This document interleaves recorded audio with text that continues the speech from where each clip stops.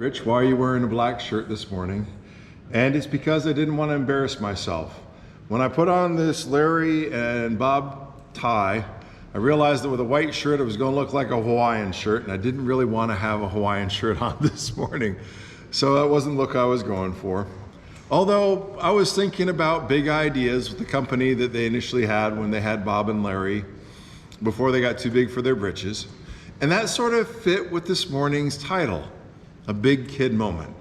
And for a change, there's a bit of an outline that I have to start off with. And this outline is mainly for me, because for the past 2 weeks, I've had 3 sermons running through my head. And this one isn't it. Because I knew for the past 2 weeks, I needed to be focused in one direction. And my 3 sermons going through my head was not the direction I was focusing on. So I figured the best way to keep on task was to build an outline. So I've got the outline here. And when it comes to building to a big kid moment, it's helpful to recognize the before moments, the witnesses, the after moments, and then that big kid moment, knowing better rather than trying harder. So when we look at some of the before moments, we have in Matthew chapter 26, verse 67, where it says, "Then they spat in his face and beat him, and others struck him with the palms of their hand, saying, 'Prophesy to us, Christ, who is the one who struck you?'" And then if we look at Mark chapter 15, verse 15, "So Pilate, wanting to gratify the crowd, released Barabbas to them, and he delivered Jesus after he had him scourged to be crucified." If you think about these before moments, this is violence. It's violence being acted upon in a beyond what we expect kind of way. Because there were some people that took the time to think about this, the kind of beating he would have gotten, because the beating is actually occurring with the high priest crowd and its temple guards that slap him, do the "prophesy to us who it was that struck you," are hitting him, and then the scourging. When that happens, it was to bring you to the almost point of death. In a sense, it was a way to show mercy, that's twisted, on Calvary, because if you've been scourged, there's not a lot left of you. Your back looks more like what you'd expect to find when you're buying ground hamburger meat. It's nasty. There was metal embedded in the whips. It was designed purposely to bring you down to the bare minimum, that if instead they came back and Pilate had said, "Kill him," the executioner had one whip to do it in. He had to, in one blow, kill him. That's how bad off physically he was. He would have been, if you were looking at him, bruised in the face, probably with a black eye or two, bloody lip. On the back, looks brutal beyond belief. Remember that. Got that image in your mind? This is part of the before. It's more than just the nails in his hands and the spear piercing his side, wound-wise, that took place before the crucifixion and before the resurrection, obviously. And then we've got witnesses. In Matthew 27, 57 through 61, it says, "Now when evening had come, there came a rich man from Arimathea named Joseph, who himself had also become a disciple of Jesus. This man went to Pilate and asked for the body of Jesus. Then Pilate commanded the body to be given to him. When Joseph had taken the body, he wrapped it in a clean linen cloth and laid it in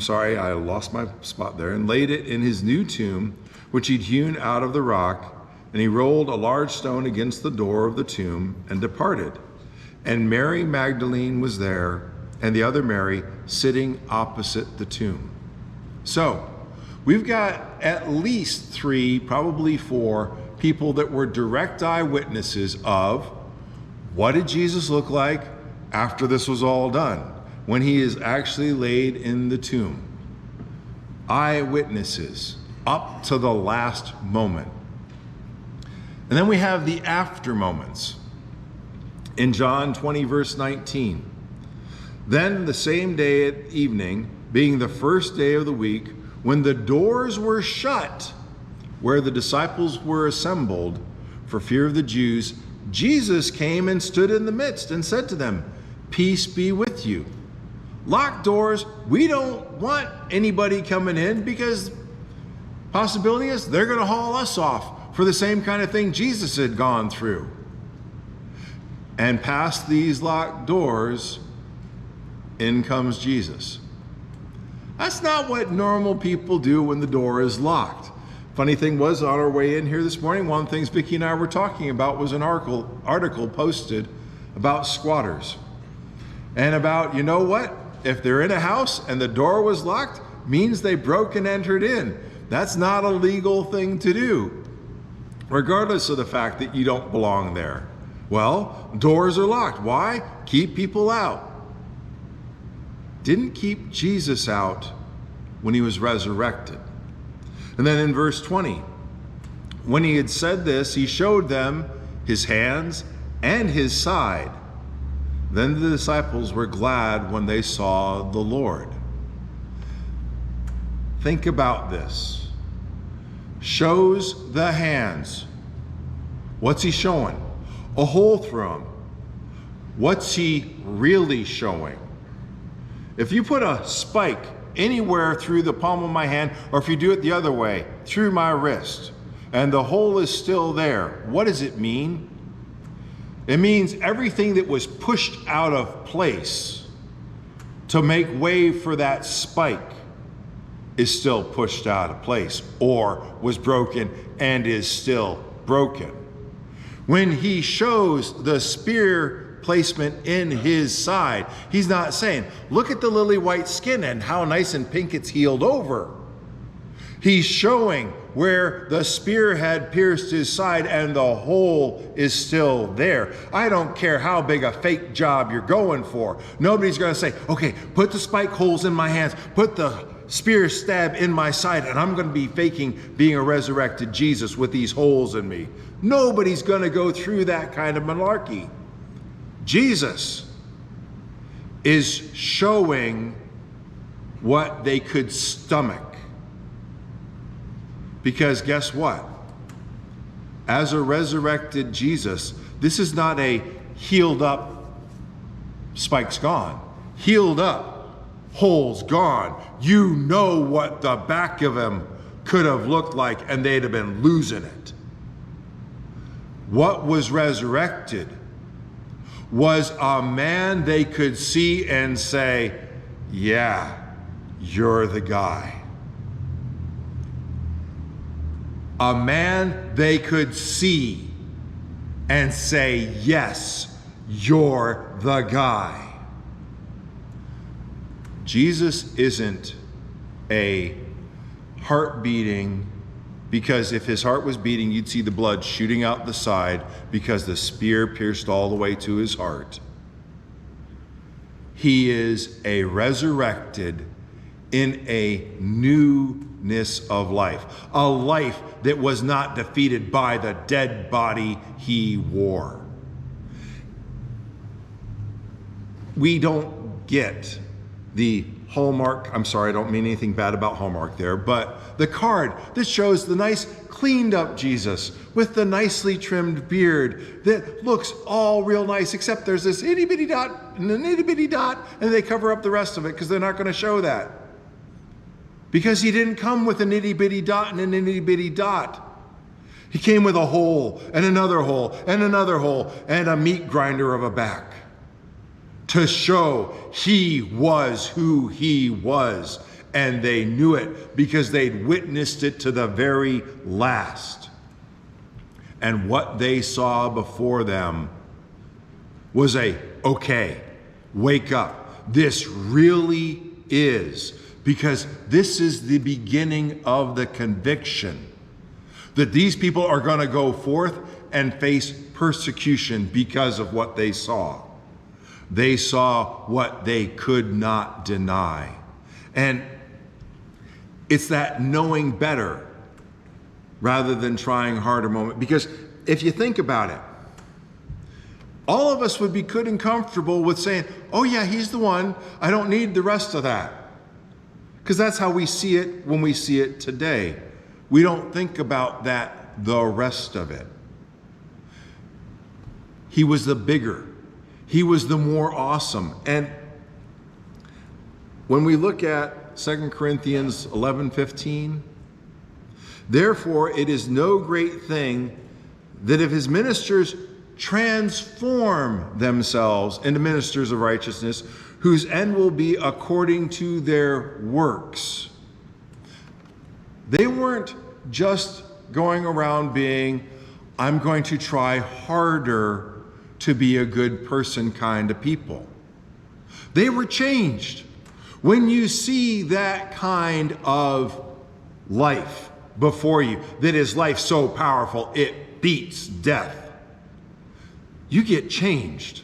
When you realize what he went through and what is standing before you is the man who went through it all, you either become convicted that I am going to do the things I need to do to become the man worthy of being called his disciple, to become the woman worthy to be called his disciple. That's not just trying hard. That's going out and making a change. Because think about this. Peter would have said, I'm a disciple. Peter was willing to go to Calvary with him, sort of at one moment. And then at another moment, he's so not and is going to deny him. Peter has to change. Why? Peter was the zealot. Peter was the zealot that was ready to have Rome killed and kicked out. Peter was the zealot that was willing to tell God and the Son of God, no, I'm going to be dying. You are so not. Even though you're the Son of God and I'm the one that declared you to be. And when the voice of God tells him, Peter, kill and eat. Lord, those are unclean. I will not. Peter, do you realize who you're telling I will not to? Peter doesn't need to just get better. Peter needs to change, like we're reading about here. There needs to become that difference. Because if it was me telling Savan, I got this 100-pound dumbbell up here. I need you to lift it. And Savan comes up front and he grabs a hold of that dumbbell and he lifts for all he's worth. And it doesn't budge. And I said, Savan, obviously you just have to try harder. If he lifts the dumbbell the second time after I tell him to try harder, what did that mean about the first time?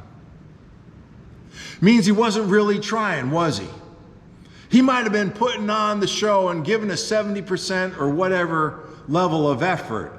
But if he can try harder and have that make a difference, meant he wasn't really trying the way he should have been to start with.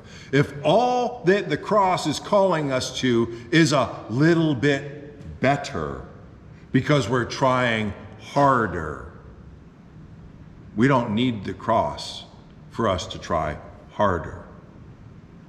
But if, like Savan, after trying and realizing I can't do this, Savan starts going to the gym and he starts exercising and doing something Savan's never done before. While he might lift cans and put them up on a shelf when he's stocking Publix, that's not the same thing as working out, going through the grind of it, making an effort to become something more than he was before.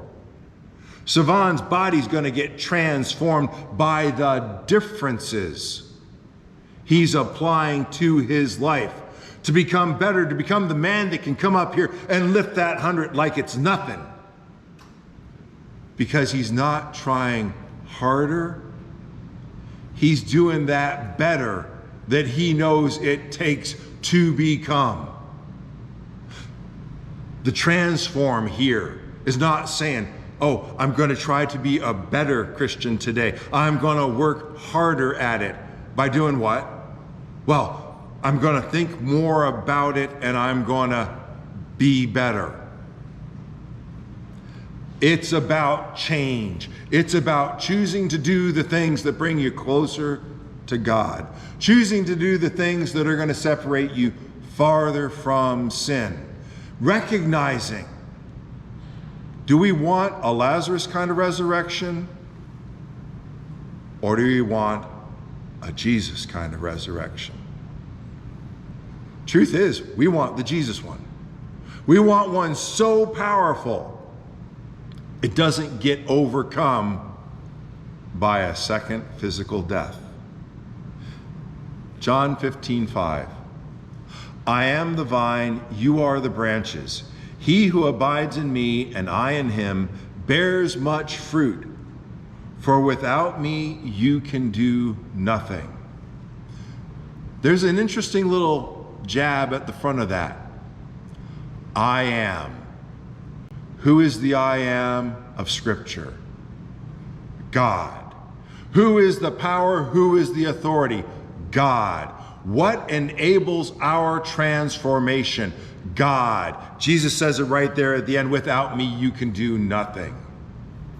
We're called to a change that transforms us, a change that has real impact.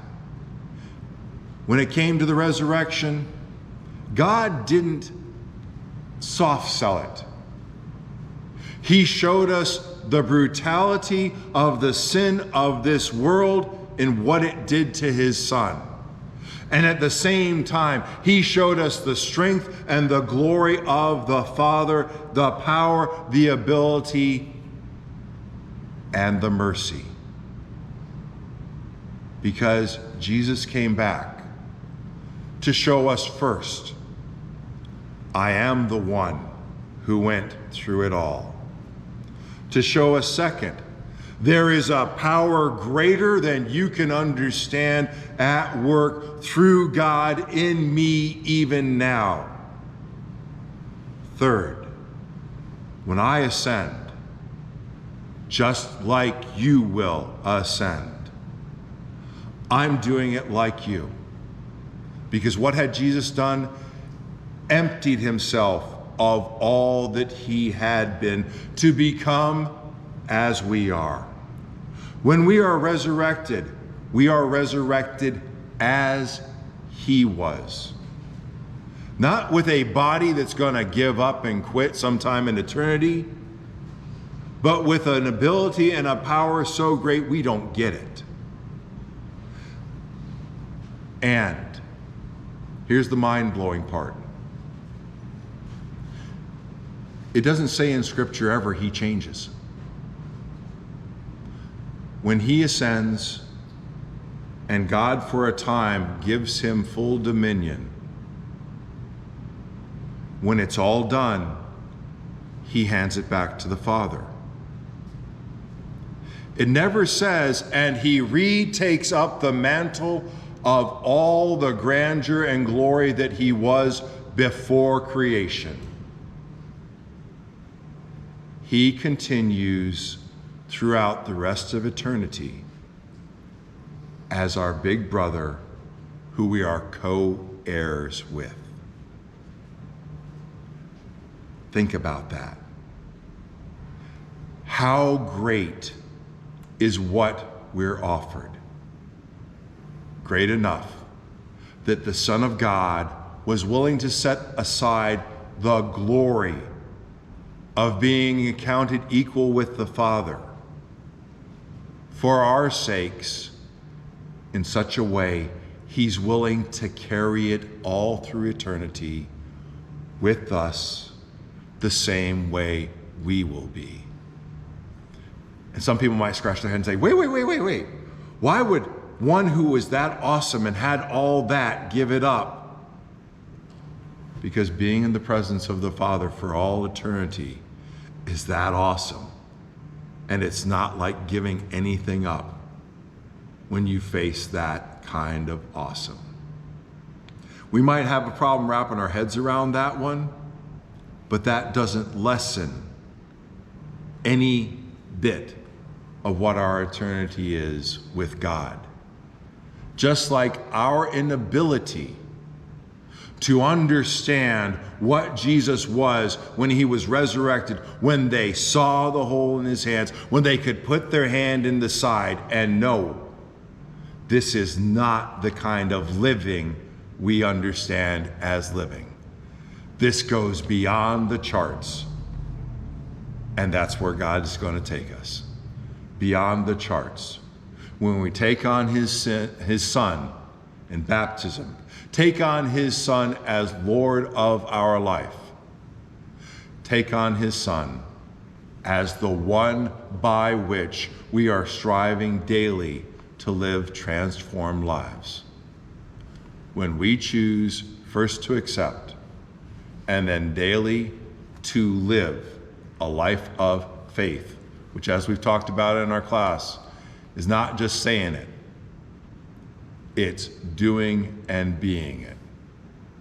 If you need to take on Christ in baptism, or if you need the prayers of the church, you're welcome to come as we stand and sing.